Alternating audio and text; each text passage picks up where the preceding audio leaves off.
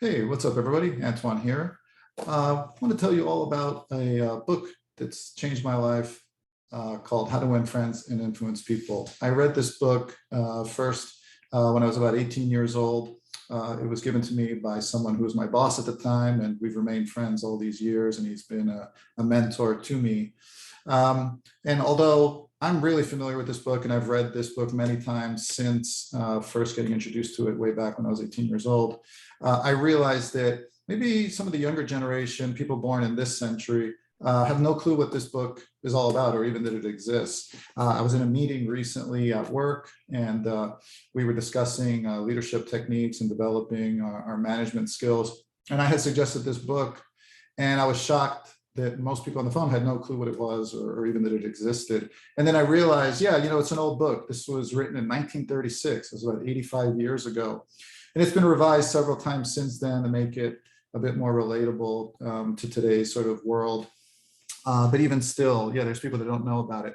So I figured this book was tremendously impactful in my life and helping me be not just a better sort of professional, but also just a better human being. There's some great fundamental values here that can be applied in all aspects of life. You can use it at work, in whatever your profession is. You can use it at home with your friends and family. Because in essence, it's all about how you deal with other human beings, regardless of what the setting is or the situation is. So I'm going to go ahead and share my screen. I created a presentation that I just want to share with you on some of the finer points. So first and foremost, here's a cover of the original book. So again, I mentioned this was back in 1936. And you'd be surprised, despite being 85 years old, the principles in here are still applicable today, frankly, and I think they transcend time. And we'll go into some of the details. You can see that for yourself. So the book's basically broken out into 4 different sections, and they are fundamental techniques in handling people, 6 ways to make people like you, 12 ways to win people to your way of thinking, and how to be a leader, how to change people without giving offense or arousing resentment. So that's the high level sort of 4 sections. Each one has subsections. I'm just showing you some examples of each one. And I'll just point out some of my favorites. Don't criticize, condemn, and complain is definitely one of my favorites, especially in this day and age when, because of the internet, you have the power to sort of criticize, condemn, and complain anything and everyone pretty safely from your home. And ultimately, all you end up doing is making yourself look bad. Give honest and sincere appreciation is one of my favorites as well. Second section, smile is definitely one of my favorites. Be a good listener, and talking in terms of other person's interests is also special to me. Section 3, 12 ways to win people to your way of thinking. Some of the ones that jump out at me again that always have an impact. Begin in a friendly way. If you're wrong, admit it quickly. These are great, again, just foundational sort of life skills, not necessarily specific to any, business or industry. And then the 4th section, the final one, how to change people without giving offense or arousing resentment. Begin with praise and honest appreciation. Let the other person save face, praise every improvement. Again, these are just really core, wonderful, fundamental values and just sort of how to live your life. And, when I think about sort of the world we live in today, and, as opposed to when this book was written, I'm a big fan of my phone and technology, and it's certainly benefited my life in a lot of ways. But the reality is there's also sort of a downside to all this technology. In a lot of ways, we're more and more connected than ever before.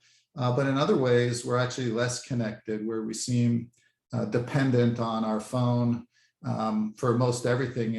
And I've seen a lot of people sort of favor communicating via their phone as opposed to verbally, even when they're sitting right next to someone, whether it be in a cafe or at home or at work. And the unfortunate thing, or one of the side effects, is you end up dehumanizing actual human beings and human interaction.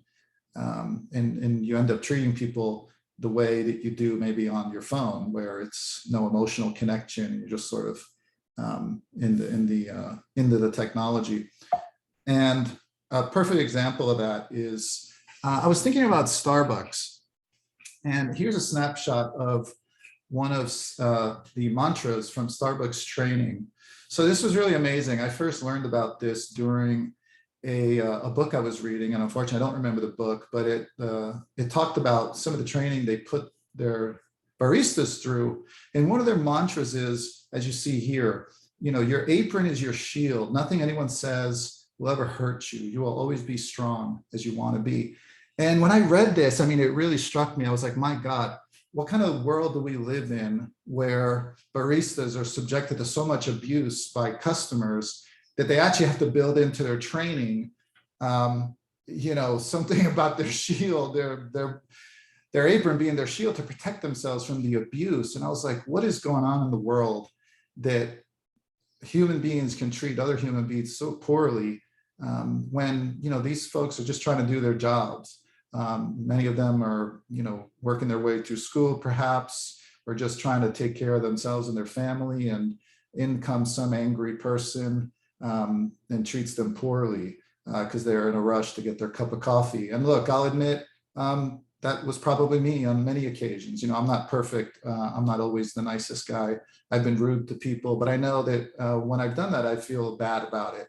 And that's not the kind of person I want to be. So I want to give you all a challenge. I'm going to issue a challenge to all of you to use some of the principles taken from How to Win Friends, Influence People and apply it in the real world. Next time you go to Starbucks, I have a challenge for all of you. After you put in your order, more often than not, 99% of the time, the barista will say, can I do anything else for you? Or can I get you anything else? And I want you to say, yes, there is something you can do for me. And you can say, I want you to have a great day. And I promise you, if you say that and you mention the barista's name, and it's easy to find because it's right there on their name tag, and they're probably going to respond immediately with a smile and perk up and really be appreciative of that compliment. So you might think it's a small gesture, but it's tremendously impactful. And just to make somebody's day that maybe otherwise wasn't feeling so hot because of, you know, stress that they're under and maybe some of the abuse that they put up with. So I highly recommend How to Win Friends, Influence People. Pick up a copy. I promise you won't regret it. And in the meantime, accept my challenge, go out there, make somebody's day, smile, say their name, and give them sincere praise. And I promise you, the response you get from them will be tremendously healing and make you feel wonderful in return. So it's a win-win. Go out there and do it. Post your comments. Let me know how it goes. Take care, everybody.